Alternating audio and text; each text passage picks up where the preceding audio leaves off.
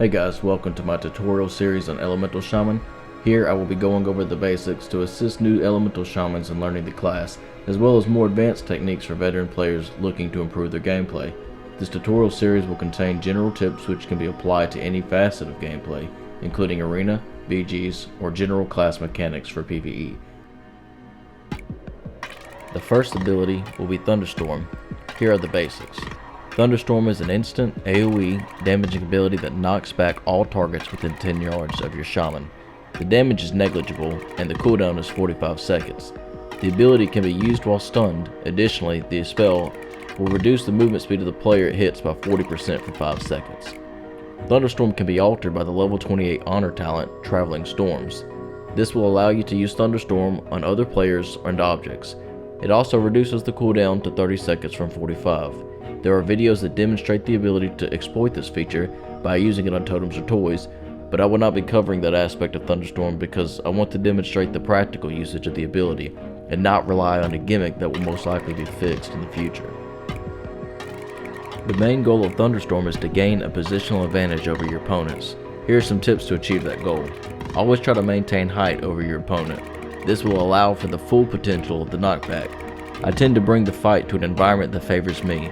For example, a slope, incline, or rocky area is perfect for effectively using Thunderstorm. There is no character collision in WoW, meaning you can run through your opponent to quickly Thunderstorm him once you are on your favored side. This is important to keep in mind because you do not want to be predictable in your movements. If your opponent is anticipating the knockback, he can easily prepare for it with the many counterable abilities or gap closers each class has. Thunderstorm can be used on a caster to interrupt spellcasting once your wind shears down. This can be paired with Gust of Wind to quickly reach the caster, thus getting in range to use Thunderstorm. I typically use Thunderstorm on Chaos Bolt once shears down. The entire point of Thunderstorm, while stunned, is to mitigate damage taken by knocking your opponent back during his window of burst. Sometimes it is more effective to be unpredictable versus blowing Thunderstorm as soon as you're stunned. Using Thunderstorm while stunned is not always an effective usage of the ability. Pay attention more to the offensive cooldowns your opponent used or has used. For example, if a monk runs up with Serenity or a Ret Paladin runs up with Wings, I would rather Thunderstorm him before he even reaches melee range if the environment is favorable. This will take crucial time off of his burst. By the time he reaches you with his stun, he will have missed his optimal burst window due to your earlier knockback. Another way to effectively use Thunderstorm is at the end of a stun instead of at the beginning. If timed right, this will allow you to cast a heal or a hex right after you come out of the stun and while your opponent is still flying through the air. In my opinion, this is a more advanced technique with Thunderstorm because it requires a good presence of mind and game knowledge to prioritize which is more important.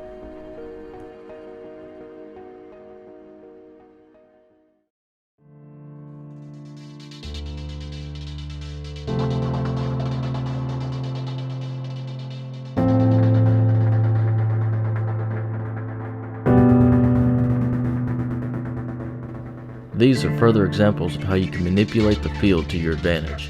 Always seek opportunities to level the playing field by being aware of your position and your opponent's faulty positioning. From forcing the enemy to take fall damage on top of your bursts, to being proactive instead of reactive in the way you use Thunderstorm, it is extremely important to always watch for an advantage. I think a good PvP player should always be forming new plans as the fight evolves, and being unpredictable can have more value than making the right, obvious choice. In my video tutorial series, I will be taking a different approach and making videos per ability basis. I will try to show examples using recordings I have stored. By showing the intricacies of the abilities individually, I believe new players will be able to grasp the bigger picture. It's also a useful way to avoid the constant shifting of over-nerfing and buffing Blizzard has recently been on a spree of. This way, the information loses no value unless Elemental is drastically overhauled. Thanks for taking time to watch my first tutorial. I'm definitely interested in all forms of feedback. Until my next one, enjoy the rest of the clips.